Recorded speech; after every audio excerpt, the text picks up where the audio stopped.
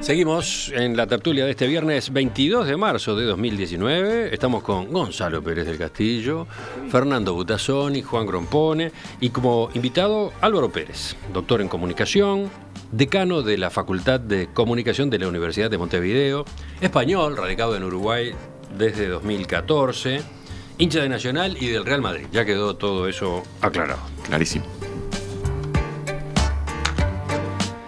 Mañana, sábado, se cumplirán 100 años del surgimiento de una ideología que marcó el siglo XX. ¿De qué estoy hablando? El 23 de marzo de 1919, en Milán, Italia, Benito Mussolini fundó las Fasci Italiani di Combattimento, la primera organización política fascista de Italia. E l'Italia, sotto la guida del Vittorio, inquadrata in tutte le sue formazioni rivoluzionarie, attingerà i suoi destini, arriverà al benessere, alla potenza e alla gloria. Aunque poco más de 100 personas acompañaron a Mussolini ese día en un acto que apenas tuvo el interés de los medios de comunicación, la fecha se considera el inicio del movimiento político e ideológico. El programa que Mussolini presentó en aquella oportunidad ya tenía algunas características que luego se hicieron cada vez más fuertes en el fascismo. El rechazo al socialismo internacionalista, un marcado nacionalismo, la exaltación del militarismo y la violencia política, un proyecto económico estatista y una notable vocación imperialista. Hechos recientes demuestran que el fascismo sigue activo a nivel mundial, ¿no? Podríamos, sin ir muy lejos, recordar lo que ocurrió hace una semana. El autor de la masacre a 2 mezquitas en Nueva Zelanda había escrito un manifiesto en el que justamente se autoproclamaba fascista. Hasta ahora la policía cree que el autor, de origen australiano, se empapó de ideología neofascista en sus viajes a Europa, donde la inmigración creciente ha provocado la reacción de varios grupos de extrema derecha. Juan, tú habías propuesto este tema, corresponde que empieces entonces. Y además lo habíamos discutido la semana pasada. Sí, apareció, sí. Bueno, yo quiero empezar por esto. El fascismo es una forma de la revolución capitalista. Y no es un insulto, ni es algo tenue, ¿no? El fascismo comenzó en Italia y por Mussolini, ¿no? Y ese es el papel que se está justificando, que se está recordando en este momento. El nacimiento de una nueva forma de revolución capitalista, que fue muy exitosa porque fue seguida por Alemania, fue seguida por España, fue seguida por Portugal, fue seguida por Argentina y ahora está siguiendo en Venezuela. Cuando decís que fue seguida por Argentina, te estás refiriendo Me refiero al peronismo. El peronismo es una forma americana del fascismo y el madurismo es una forma también americana, que también caribe del fascismo. Bueno, Mussolini era de origen socialista. Bueno, y en general todos los fascismos son de origen socialista. Basta recordar, por ejemplo, que Venezuela es el socialismo del siglo XXI y que precisamente el peronismo, por ejemplo, reivindicaba las cosas sociales, ¿verdad? La excepción tal vez era Franco, ¿no? Es decir, Franco, que era un fascista clásico, no tenía un origen socialista, pero creo que es la única excepción. Es una alianza contra un enemigo anticapitalista. Es decir, una cosa característica del fascismo es que hay identificado un cierto enemigo y por el contrario hay una alianza de clases insólita entre los empresarios y los trabajadores. Es decir, que esas dos clases que son antagónicas en la sociedad capitalista, bajo el fascismo hay una especie de pacto diciendo tenemos un enemigo más importante, que es el enemigo anticapitalista. En el caso italiano era la nobleza italiana que quería una monarquía y no quería una república. En definitiva, pasó en España eran los rojos, lo mismo pasó en Portugal, en Argentina era la oligarquía y en Venezuela ahora es Estados Unidos y la oligarquía. Una cosa característica es la existencia de los fascis, ¿no? De los ases. Los ases, estos son brigadas populares de choque, que reemplazan a la policía y al ejército, es decir, que sirven para acción política Y además se caracterizan por su camisa, ¿no? Es decir, no tienen uniforme, pero sí tienen camisa. Los camisas negras, los camisas pardas, los descamisados, los camisas rojas, en fin, son distintas camisas. A ver, dos cosas. Tú decías que reemplazan a la policía y el ejército. Sí. Reemplazan, es el poder que tiene directamente el control político para hacer acciones directas. Pero empezaron a llevar a cabo esas acciones directas cuando el fascismo todavía no era gobierno. Sí, claro. Sí, es una forma por eso, cuando no controlaban el aparato policial del Estado. Lo mismo pasó en Alemania con la SS y la sí, solo que en Alemania al Hitler lo votaron, a Mussolini no. Mussolini también. No, Mussolini nunca ganó una elección. Bueno, es otra característica del fascismo, que es un movimiento de corporaciones, es un movimiento profundamente antidemocrático, es decir, cree que la sociedad debe ser organizada como distintas corporaciones, y esa es la representación parlamentaria, por ejemplo, la representación que tiene que tener el gobierno.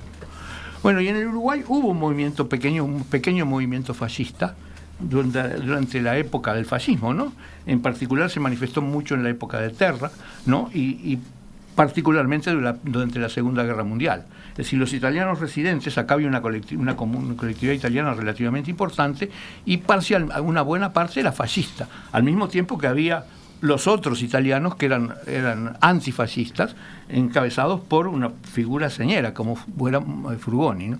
Frugoni fue precisamente la cabeza visible del antifascismo durante la Segunda Guerra Mundial. ¿Qué les parece si esta vez escuchamos en segundo lugar a Álvaro? Bien.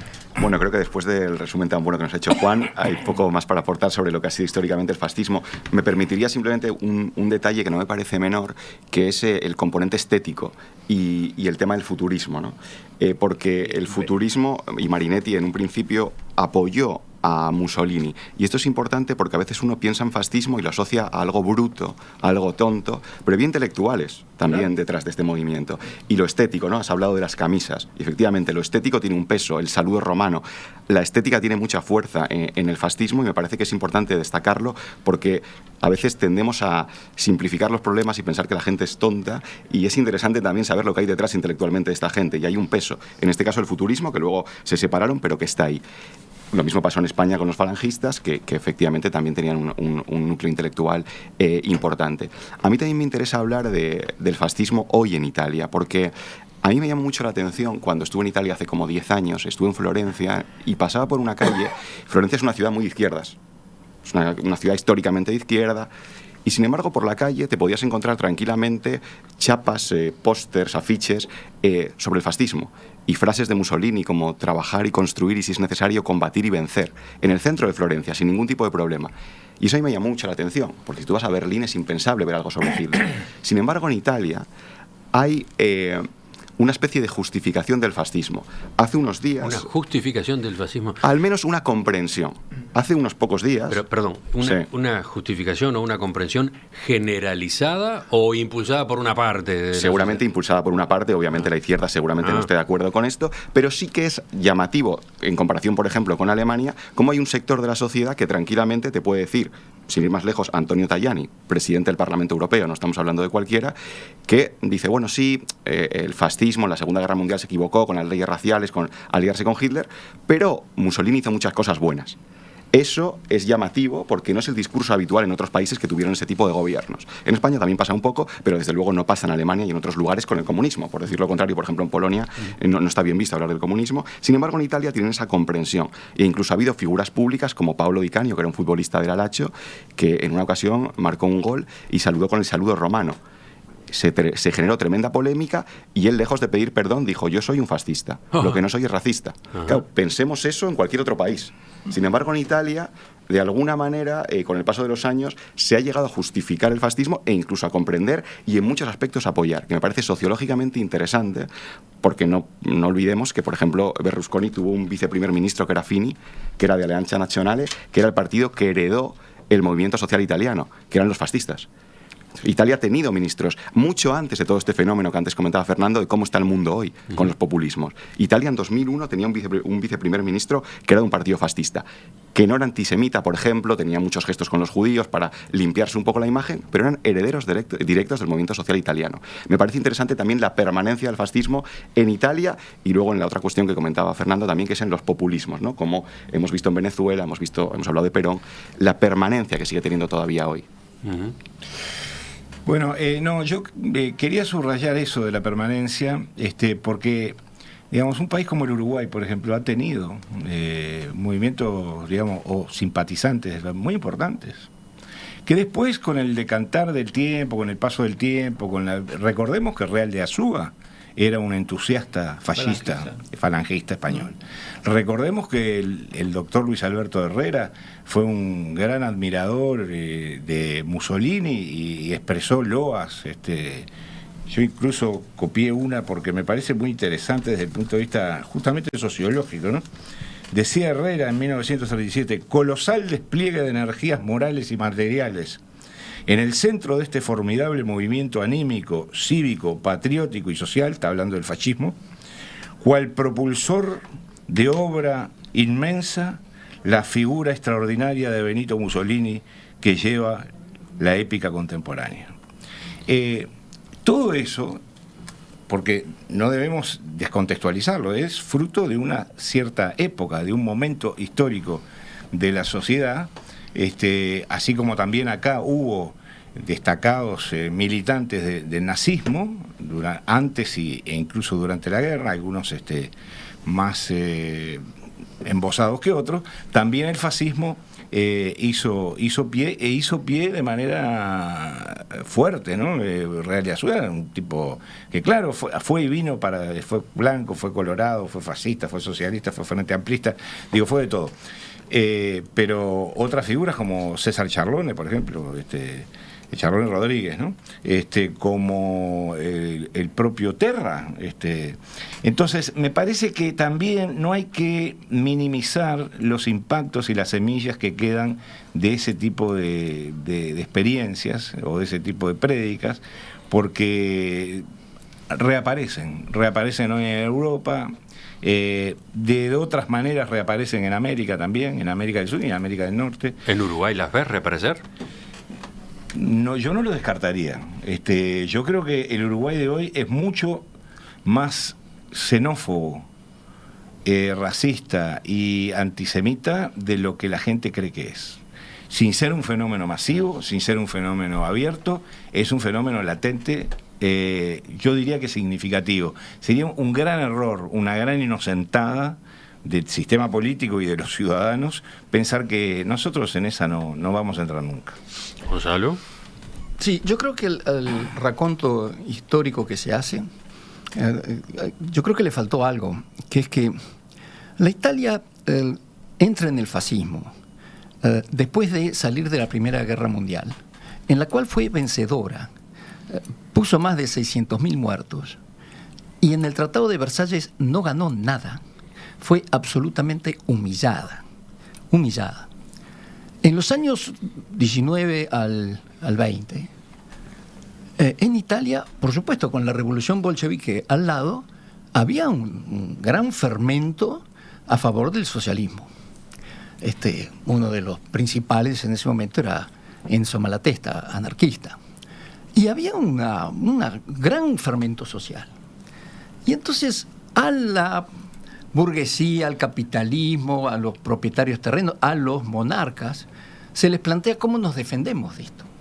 Porque eso había verdaderamente una ebullición y era una realidad. Y había otro fenómeno que es actual y por eso digo, que es que estos regímenes crecen cuando la gente empieza a descreer de la democracia liberal parlamentaria, que dice, estos sistemas no resuelven nada. Entonces, una de las teorías del fascismo negaba la lucha de clases. Decía, eso no existe, porque negaba la democracia liberal parlamentaria, porque está compuesta por distinta gente que tiene grupos, ideologías distintas, que los pones todos juntos y lleva a una ineficiencia total, y entonces crea esta alternativa que es el Estado.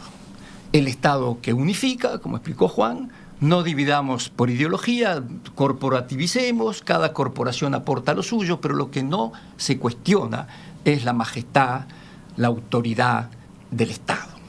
Estado de vuelta hoy, nacionalista, contra el fascismo, que es nacionalista. Después tuvo réplicas en otro lado que también se le llamó fascismo, no sé por qué, pero se le llamó fascismo, pero que en realidad no era. Pero era nacionalista. Vos fíjate cuántas similitudes hay con lo que está pasando hoy día, el descreimiento de la democracia parlamentaria, el temor a la globalización, todas estas cosas. Entonces, estas fuerzas son fuerzas que están todavía presentes en el día de hoy. Y están ahí. Es decir, se llamarán fascismo. Yo me acuerdo. Yo, por ejemplo, lo que discrepo, pero no discrepo contigo, Álvaro. Lo que digo es la realidad que yo viví en Italia, que viví ahí toda la década del 70, desde el 69 al 81, hasta el 80 viví en Italia. Tú, en un problema de tráfico, a un italiano le podías decir cualquier cosa. Cornuto, figlio di puttana, pero no le podía decir fascista, porque si le decía fascista ya bajate, porque ahí ya no le podías decir. Fascismo, no, estaba el movimiento social italiano con Almirante a la cabeza, pero nadie quería ser fascista, ¿no? Nadie quería. Fíjate lo que ha cambiado la descripción que tú decís. En la época mía nadie era fascista y sin embargo... ¿Cuál era esa época? De 1970 a 1980. Ahí nadie era fascista. Ahora, los italianos viejos te decían que ellos en su juventud habían sido fascistas. ¿Por qué? Porque era la alternativa al bolchevismo, al socialismo real. Y te digo más, para que veas este concepto de la patria grande, las mujeres habían dado su fe es el anillo de matrimonio de oro, porque en un momento Mussolini le pidió a las mujeres de Italia que para la grandeza de Italia y su expansión colonial donaran su oro. Y el oro que tenían estas mujeres en el anillo. Y muchas mujeres que yo conocí dijeron, yo doné mi fede, que le llaman ellos, a la patria. Entonces, había todo este concepto nacionalista, de Estado autoritario, de todas estas cosas, que hoy día, en las discusiones que estamos teniendo acá en el Uruguay, no son ajenas. No, exactamente. No, y por poner una nota de alegría, ya que ya es el otoño y los uruguayos están de capa caída, respecto a esto me parece súper interesante de este país. Cuando yo llegué en 2014, que eran elecciones, me llamó mucho la atención cómo acá, en cualquier barrio, en cualquier esquina, estaban los 4 partidos que en esas elecciones concurrían juntos, sin ningún tipo de conflicto, sin ningún tipo de problema. En España es imposible que tengamos en Barcelona, en una calle, a la gente de los distintos partidos políticos, porque acaban a trompadas, dirían ustedes. Aquí, sin embargo, eso se conserva y se conserva mucho y bien. Y gente de diferente ideología puede hablar de lo que piensa y no hay ningún problema. Hay un diálogo, hay una construcción y hay un talante democrático que ha permeado hasta hoy. El único matiz y el único problema, desde mi punto de vista y paradójicamente, son las redes sociales. Porque uno en las redes sociales, en abstracto, pensaría, tengo acceso a toda la información, puedo conocer otros puntos de vista, pero en realidad lo que hacemos o lo que se hace mucho en las redes sociales es, al que no me gusta cómo piensa, lo bloqueo. De tal manera que no escucho al otro. Y eso hace que hoy te sorprendas leyendo a gente de 20 años llamando a unos fachos y a otros bolches cuando no tiene prácticamente trayectoria y tiene una incapacidad total para el diálogo. Entonces creo que eso, este país que es tan ejemplar en eso, es algo que deberíamos cuidar entre todos, ¿no? Y también cada uno desde su lugar explicar a la gente joven, ¿no? Porque efectivamente eso es un valor y es lo que le diferencia a este país de Argentina y de Brasil. Ese talante y ese orgullo de democracia y de la fiesta de la democracia, como dicen ustedes. Sí. Volviendo a los orígenes, dice Angélica, una de nuestros oyentes, y dirigiéndose a Juan, en Italia el enemigo también era la clase obrera organizada. En 1919 hubo ocupaciones de fábricas con control obrero, por ejemplo, fábricas de automóviles en el norte del país. Correcto. Allí hubo otro factor. Sí, ese era el combate con los socialistas italianos, es decir, eso era clarísimo. Y todo eso agudizado por la Revolución Soviética, ¿no? Es decir, que ponían el candelero diciendo esto ahora se ha convertido en una realidad en Rusia que está ahí nomás, ¿no? Es decir, evidentemente eso. Les puedo contar una anécdota graciosa, corta, pero breve. Cuando yo salí de Italia, después de estar 10 años ahí, estaba muy impregnado de lo que era el fascismo, la cosa más detestable. Naciones Unidas me mandó a poner la cara en Chile, en pleno régimen de Pinochet. Y entonces yo llegué y me juntaba con toda la gente de la CEPAL, toda la gente de Naciones Unidas, y me decían, bueno, Gonzalo, tenés que darte cuenta que acá estás en un régimen fascista. Y yo miraba lo que era el régimen de Pinochet, la apertura económica al mundo, el Estado cada vez más chiquito. No quería, el Estado, prácticamente Pinochet quería que las Fuerzas Armadas, la policía y poquito más.